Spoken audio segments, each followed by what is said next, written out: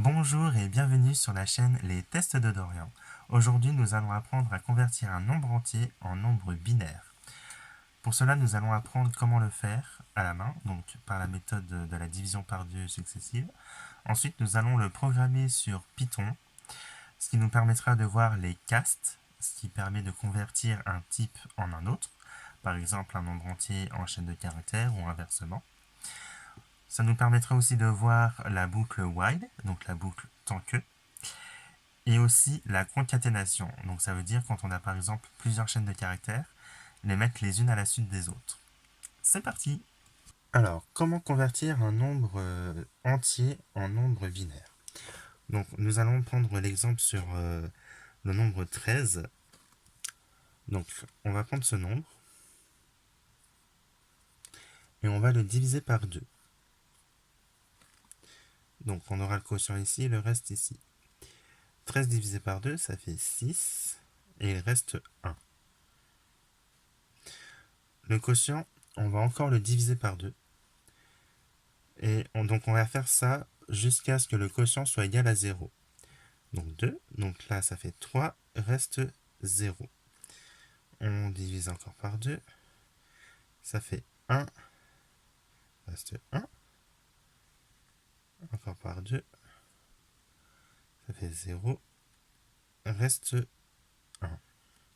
Donc le quotient est à 0, donc nous avons fini.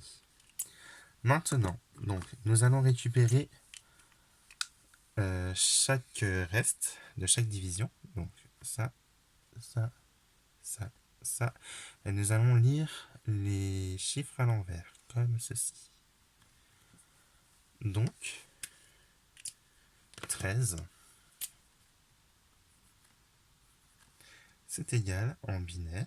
Donc le binaire, on peut l'écrire 0b. 1, 1, 0, 1.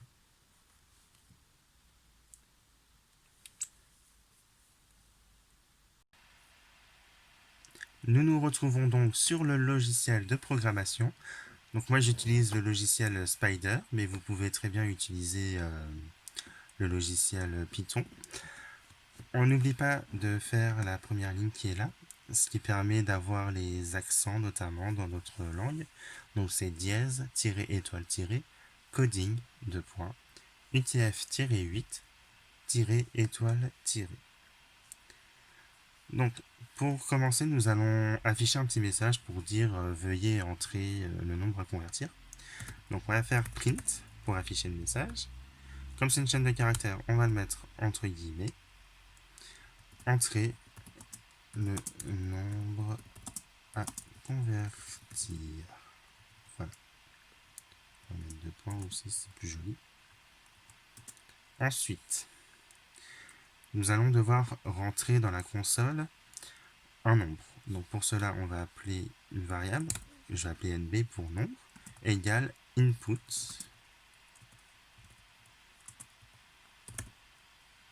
entre parenthèses, voilà. Ce qui permet de pouvoir écrire dans la console. Cette variable est une chaîne de caractères. Donc nous allons faire un cast, donc une conversion, vers un nombre entier. Donc pour cela, on va dire que nombre, c'est égal à int pour integer, donc nombre entier, nb. Voilà. Ensuite, nous allons déclarer une variable pour le résultat, qui sera égal à une chaîne de caractères vide, donc 2 guillemets. Maintenant, nous allons faire l'opération. Donc, on se souvient que pour l'opération, tant que le quotient est différent de 0, on continue de diviser par 2 le quotient. Donc, on va faire while nb, donc ça va être notre nombre de départ et notre quotient. Pour dire que c'est différent, on fait point d'exclamation égale 0. 2 points. Là, on voit quand on fait entrer qu'il y a une tabulation qui s'est faite. Faites attention. Si on enlève la tabulation et qu'on commence à écrire quelque chose, on n'est plus dans la boucle while. La tabulation permet de dire que tant que c'est en tabulation, ça sera dans la boucle while. Donc, nous allons commencer par calculer le reste. Pour calculer le reste, on va écrire une variable, R, qui est égal à donc, le nombre modulo, donc c'est pourcentage, de. Le modulo, en fait, ça permet de calculer le reste d'une division. Ce chiffre, on veut que ça soit 0 ou 1, donc on précise que c'est un entier. On refait int.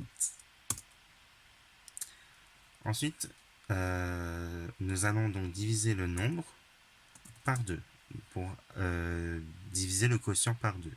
Donc on fait nombre égale nombre divisé par 2.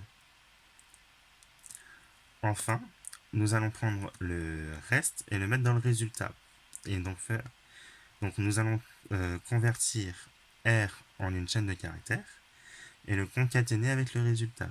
Donc ça veut dire l'ajouter au résultat. Pour cela, nous allons dire que résultat, c'est égal à str pour string, donc chaîne de caractères, R, donc le reste, plus résultat.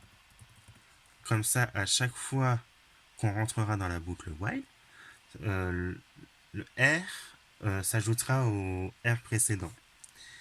Nous avons aussi oublié ici que nous voulons aussi un nombre entier. Donc on refait aussi int nb sur 2.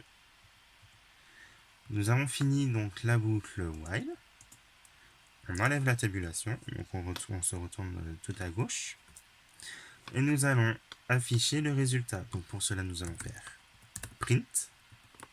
On peut faire une petite phrase comme on veut. Donc par exemple 0b plus. Donc là c'est pareil, c'est la concaténation. Résultat.